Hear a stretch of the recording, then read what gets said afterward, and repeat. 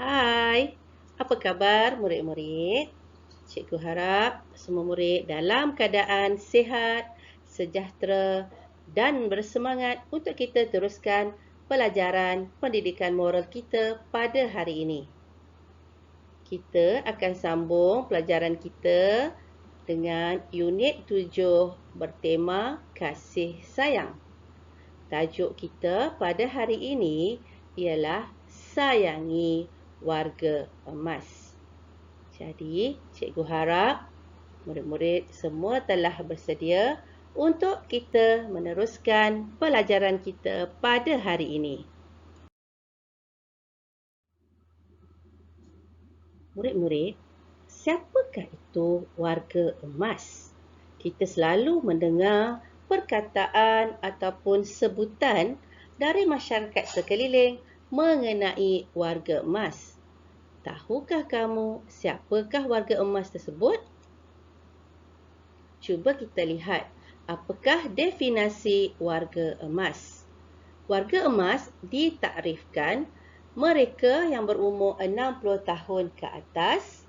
Takrifan ini berpandukan kepada takrifan yang dibuat di World Assembly of Aging 1982 di Vienna dan juga dalam kalangan negara-negara ASEAN.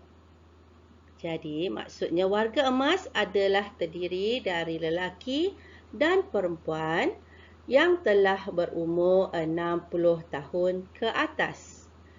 Mungkin ada dalam kalangan keluarga kamu mereka yang menjadi warga emas. Mengapa kita perlu mengambil berat tentang warga emas? Kerana mereka telah berusia. Jadi, kita sebagai anak, cucu dan keluarga haruslah mengambil berat mengenai warga emas dalam keluarga kita sendiri. Murid-murid, cuba lihat dalam buku teks muka surat 61. Baca dan fahami situasi yang diberikan. Pejabat Kebajikan Masyarakat merancang untuk menganjurkan acara sukaneka bagi warga emas di kawasan Pangsapuri Taman Mentari. Penganjur memerlukan beberapa orang pembantu untuk menjayakan acara itu. Jadi dalam gambar ini kita boleh lihat ada 3 sekawan yang melihat poster ataupun pengumuman mengenai sukaneka untuk warga emas. Cuba kita lihat dialog antara John dan Kim. John, saya ingin menjadi pembantu dalam acara tersebut. Saya boleh membantu mengedarkan makanan, minuman kepada warga emas. Saya pun berminat, Kim. Saya boleh membantu penganjur mengedarkan peralatan permainan. Kim pula berkata, hal ini akan memberikan peluang kepada kita untuk memupuk amalan kasih sayang kepada warga emas. Kehidupan kita lebih sejahtera apabila golongan ini tidak diabaikan. Ya, Kim, saya akan berasa amat gembira sekiranya dipilih sebagai pembantu kerana dapat mengambil berat terhadap golongan yang memerlukan kasih sayang. Jadi di sini kita boleh melihat John dan Kim amat teruja untuk menjadi pembantu dalam acara tersebut. Mereka ingin membantu warga emas dalam sukaneka yang diadakan kerana bagi mereka ini adalah salah satu cara untuk memupuk amalan kasih sayang dan juga mengambil berat terhadap golongan warga emas. Murid-murid, sekiranya kamu ingin menjadi pembantu bagi acara sukaneka tersebut, apakah yang boleh kamu lakukan? Ataupun apakah yang kamu boleh bantu untuk menjaga ataupun meraihkan warga emas dalam aktiviti sukaneka tersebut? Bolehkah kamu bayangkan kamu sebagai pembantu? Jadi, cikgu ingin kamu mencari jawapan dan tuliskan dalam buku latihan. Cuba cari sehingga 4 perkara ataupun 4 aktiviti yang kamu boleh lakukan sebagai pembantu bagi acara sukaneka tersebut. Ingat ya, acara sukaneka itu adalah untuk warga emas. Jadi banyak perkara atau banyak aktiviti yang boleh kamu lakukan untuk membantu mereka. Senaraikan apa yang kamu fikir sesuai untuk menjadi tugas ataupun aktiviti kamu sebagai pembantu. Murid-murid, kita telah pelajari bagaimana cara untuk kita menyayangi warga emas. Jadi, apakah kepentingan amalan menyayangi masyarakat sekeliling? Mari kita lihat sama-sama ya murid-murid. Pertama, kita dapat mengeratkan hubungan silaturahim antara satu sama lain. Jadi, dengan adanya amalan saling sayang menyayangi, kita dapat mengeratkan hubungan antara sesama masyarakat dan juga antara satu golongan dengan golongan yang lain. Kedua, kita dapat memupuk persefahaman dalam kalangan anggota masyarakat.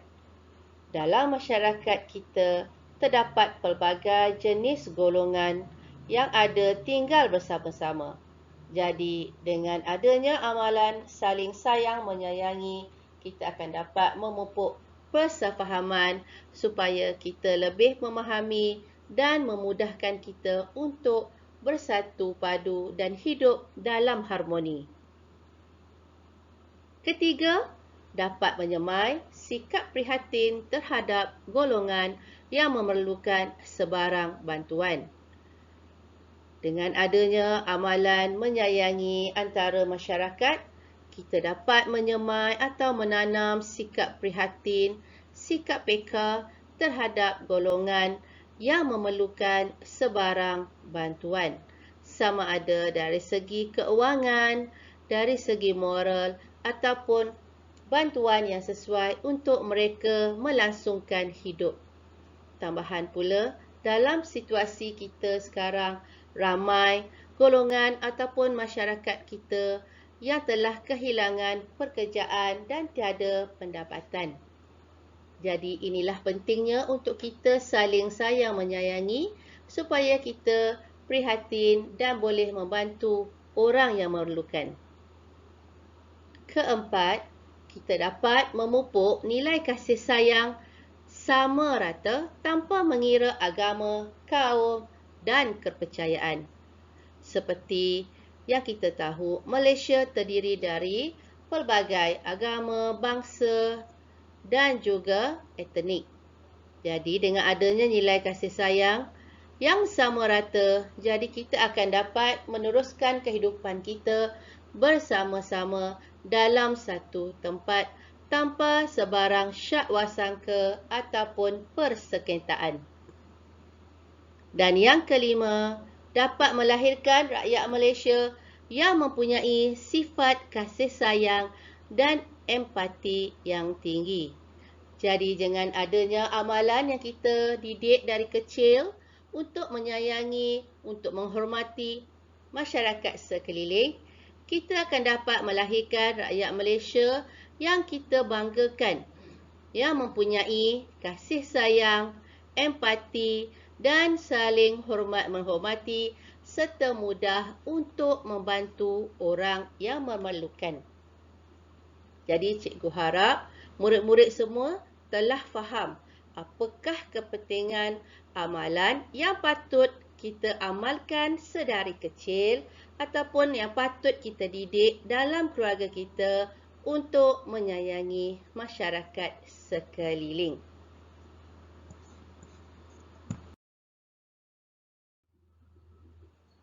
Setakat ini pelajaran kita pada hari ini. Jadi, cikgu harap kamu ingat apa yang kita telah pelajari dalam tajuk Sayangi Warga Emas. Cikgu harap kamu juga akan membuat kerja latihan yang diberikan. Terima kasih kerana belajar bersama cikgu pada hari ini. See you again. Goodbye. Stay safe. From me, Madam Rosita.